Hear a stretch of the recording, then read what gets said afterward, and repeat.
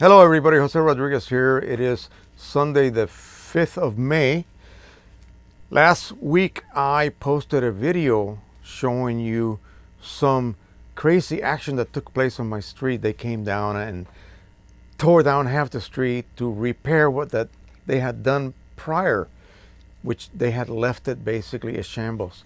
So Nathan was here that one day because this is his summer vacation now starting, and he was thrilled to be here to watch all of this action. He said, "Oh, Grandpa, I love you," like I set this up for him. But anyway, most of you enjoyed the little video, except for a couple of guys who just basically said, "This has nothing to do with printing. This is as being forced to watch a home movie at your neighbor's house." Well, I have a simple solution. I don't force you to watch anything that I post. I always do my family videos on a playlist called what? Family videos. Be assured that those videos will have nothing to do with printing. So if that is the case and you do not want to watch those videos, feel free not to click on them. And it's as simple as that. Like I said, I don't want to force you to watch anything you don't want to watch, but I think that most people would enjoy to see the other side of my life, which does not involve printing. It involves family, grandson, volunteering in the neighborhood, that sort of thing. And I was hoping that that would not be a problem. So I apologize to the couple of persons that were very upset with me for posting such an out of topic type video. Oh well. Anyway, the next video after we finish discussing this is what we're going to be talking about. I scanned a bunch of my snapshots that go back, oh my gosh, what? 60 years, 60 plus years since my birth up to today almost. Well, maybe 10 years ago. And so if you are interested, I will be more than happy to go through these with you.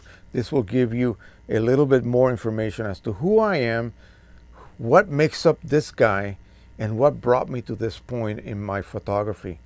I'll give you a little history about my how I became interested in photography when I was a young kid, in my career through the Army, and so on and so forth. My marriage, my kids, my family life. You should enjoy these. I hope you do. I really wish to share this information with you in this part about who I am. Thank you.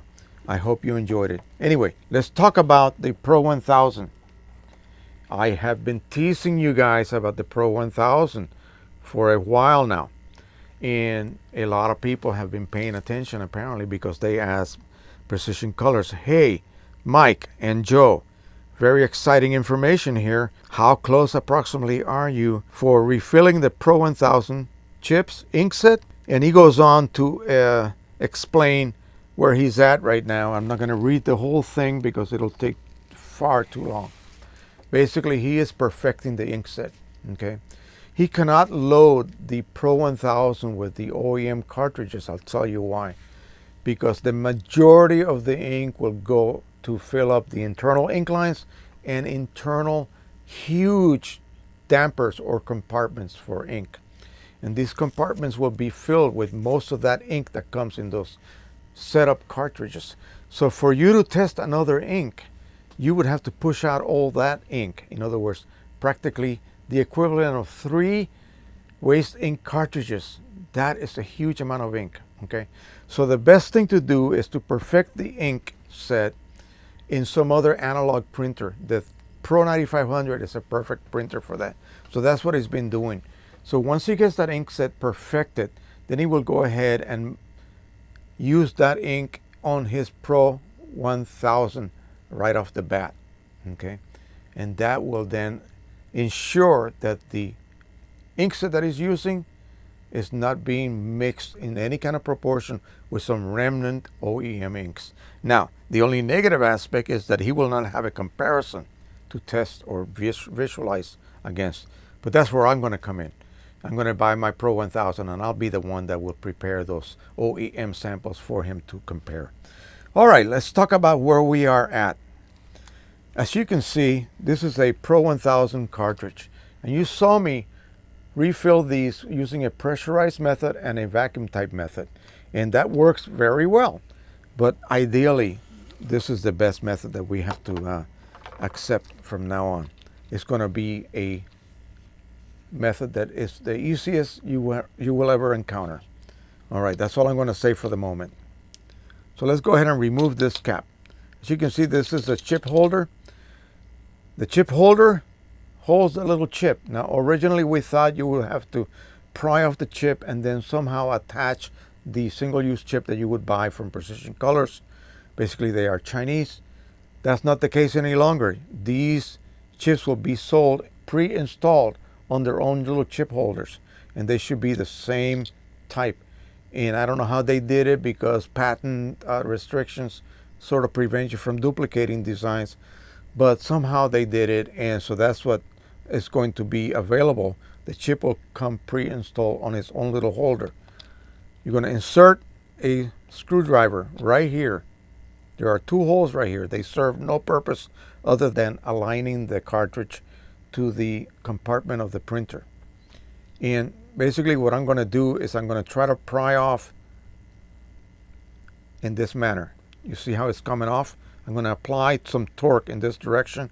You see the screwdriver tip right there. And then I'm just going to pop it right off with my hands. And there we go.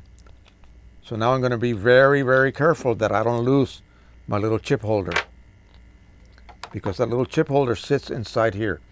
I'm going to replace it with a new one. So let's assume that I have a new one, and I'm going to just pop it right back in. And at that point, I'm just going to reinsert the cap in position. And that is it. It is done. All right. So now how to insert ink here, a super easy way. Well, you can use my method that I showed earlier. That takes a little bit of dexterity, or you can drill out the cart with a 5/32 diameter drill and install a plug. How can you do that? Well, the ink compartment, the cartridge itself, is just a compartment. It has no bag, it has no pressurization port, nothing. It is fed by gravity, so ink actually goes down by gravity into the printer inlet, and then air is allowed to also enter the cartridge. As ink is being used, you create, of course, a vacuum, and air will be vented inside to allow you to have complete ink flow. So what you do is, I would suggest you or someone else can mount the cartridge onto a drill press vise, align the drill so that it is right at the corner of that label, or a little bit beyond. The reason being, this is the thickest part of the cartridge, these two locations here. You cannot do it down here, because that would be basically under the ink level. You want to do it above the ink level, which is up here. So you would drill your hole on the drill press, and that will allow you to insert a Canon plug directly in. You don't have to worry too much about perfect seals, because this is not pressurized. So there will not be any kind of breaching of the seal between your plug and the hole. You, of course, want to have as accurate a hole as possible. You don't want to be sloppy with this process.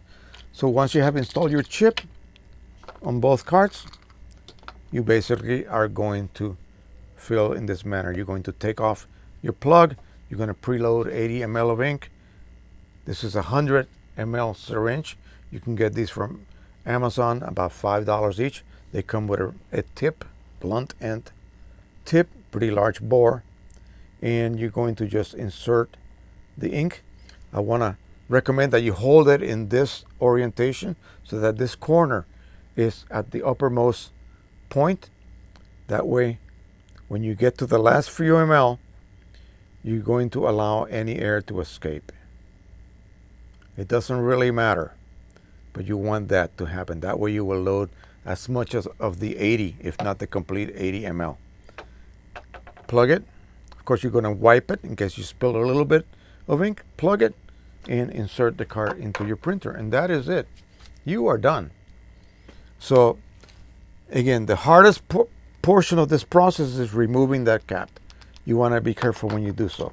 So you want to remove the cart, you want to remove the cap using a screwdriver like I used, or a flat bladed screwdriver to pry off those tabs. Any way you can do it, just don't harm this aligning cap. Be very careful that you don't do that. If you kill the cap, then you basically kill that particular cartridge. And that is it. It's super easy. It should provide us with a perfect refilling method for the Pro 1000. And I suspect that once Precision Colors gets done with that particular inkset, it'll be as close as perfect as one can expect. Now, keep in mind, folks, and I want to reiterate this because I've been accused a couple of times of being in cahoots with Precision Colors, like I'm getting paid under the table or something. No, I'm not.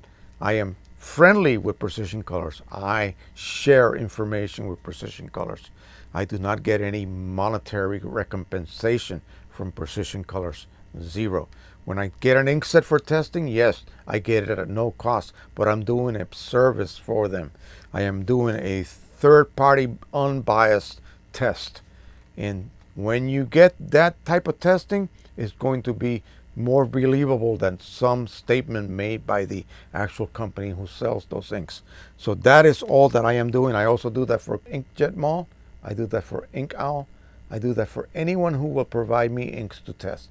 So it has nothing to do with me being in collaboration or like I was accused to being in cahoots with Precision Colors. Not at all. All right, thank you once again. That is it for now. Please subscribe, share, and like. We are up to 6,700 subscribers now. And don't forget to check the Patreon page on my link on my description if you choose to go that route to support our channel. We need all the support that we can gather. So thank you once again. Happy printing, everybody, and bye-bye.